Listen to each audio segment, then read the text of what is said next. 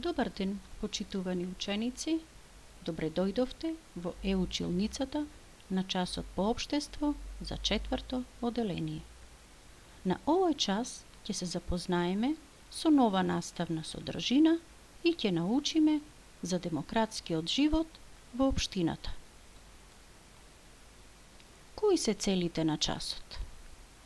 Целите на часот се да се запознаете со поимот демократија, да се запознаете со демократскиот живот во општината и да ги прифаќате и почитувате различностите меѓу луѓето.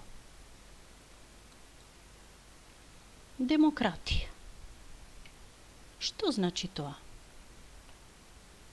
Учениците треба демократски да учествуваат во училишниот живот, бидејќи така учат за своите права, како и за нивните одговорности. Развиваат одговорност и посветеност кон нештата. Учат да го изразуваат своето мислење и да го почитуваат туѓото. Учат да донесуваат одлуки. Учат што значи демократија и како се практикува демократијата. Затоа, секое училиште има за цел да изгради граѓани кои демократски и активно ќе учествуваат во животот на заедницата и затоа во својата средина треба да создаде услови за постепено градење низ конкретно демократско учество. Што представува демократија? Демократија представува облик на управување каде што државната власт произлегува од луѓето. А од каде го добила името? Зборот демократија води потекло од старогрчките зборови демос, што значи народ, и кратос власт. Демократија е владење на народот или демократијата е управување на народот, од народот и за народот. Демократијата си има своји вредности, но ние ќе се запознаеме само со некој од нив. Во повеќе општини во нашата држава живеат луѓе кои припаѓаат на различни националности. Но сите тие ги уживаат основните вредности на демократијата, а тоа се слобода и еднаквост за сите. Слобода е една од вредностите на демократијата. Слобода значи однесување на човекот според сопствената волја и проценка, но без да ја загрози слободата на другите. Пример.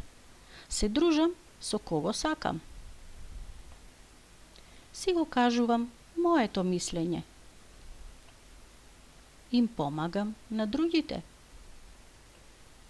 Моја вероисповед. Си бирам професија.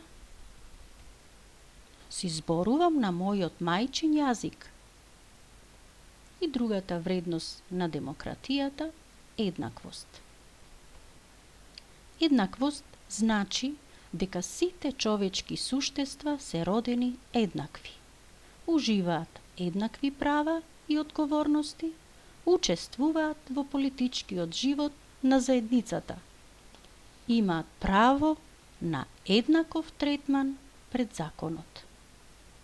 Општествена и економска еднаквост меѓу жените и мажите. Сега ќе направиме една мала пауза и имам една задача за вас. На кој јазик зборуваат луѓето во вашата општина? Размислете добро и присетете се. При тоа запишете ги во тетратката.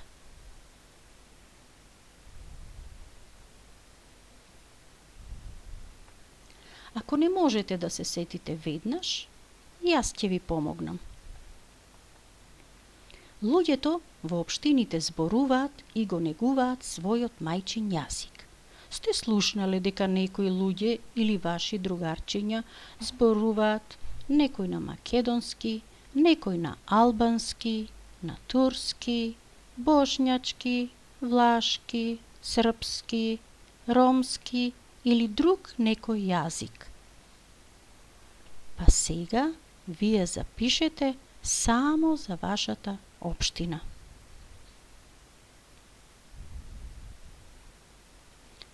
Се надевам дека сега ви беше полесно да се сетите и да ги запишите јазиците.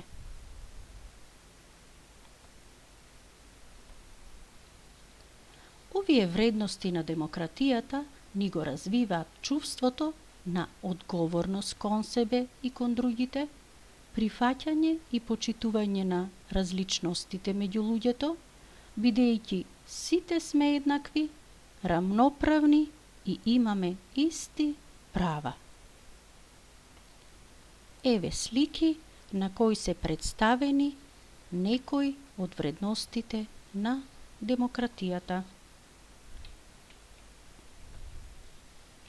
Општинската демократија им овозможува на граѓаните да учествуваат во донесување на одлуки за прашања кои ги засегаат на локално ниво во средината во која што живеат. Граѓаните го остваруваат правото на општинска демократија непосредно преку непосредна демократија и посредно представничка демократија.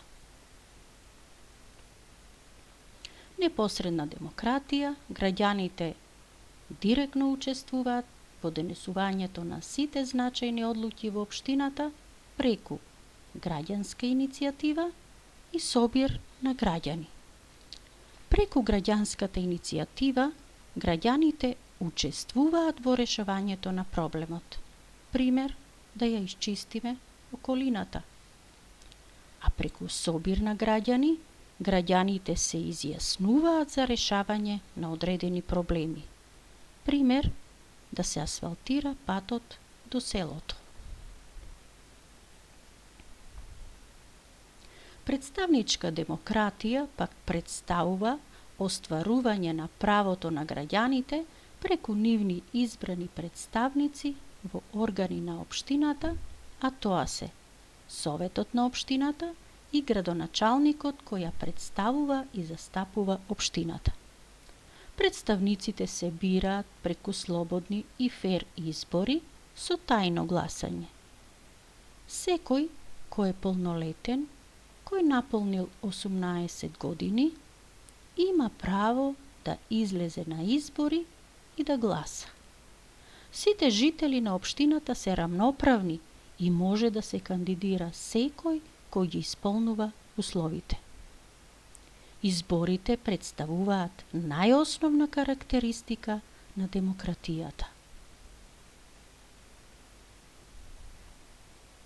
И вие, кога ќе станете полнолетни, кога ќе наполните 18 години, ќе имате право да излезете на избори и да гласате. Рамноправно со сите ќе учествувате во изборот на луѓе кои ќе раководат во општината.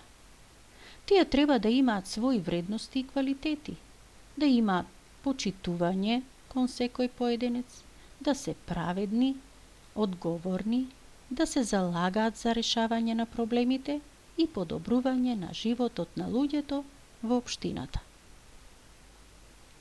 Право на избор вие имате и сега, во оделенијата кога бирате председател на паралелката. Председателот на заедницата на паралелката го бирате од редот на учениците во вашата паралелка со давање предлози на ученици, а го бирате исто така со гласање. Тој ги представува потребите на сите вас. Што научивме на овој час? Се надевам дека научивте што представува демократијата и дека практикувањето на демократијата овозможува во животот на луѓето во општината да има слобода, разбирање, почитување на различностите, еднаквост, рамноправност. На крајот ќе ви дадам домашна задача во која треба да истражувате за вашата општина и да запишете во тетратката. Прво, од кои националности живеат луѓе во твојата општина? Да ве потсетам дека за ова барање ќе ви помогнат одговорите што ги дадовте, ако се сеќавате, на активноста во текот на часот, кога запишавте на кои јазици зборуваат луѓето во вашата општина. Таму спомнавме јазици на кои зборуваат луѓето во државата, а вие требаше да определите само јазици на кои зборуваат луѓето во вашата општина.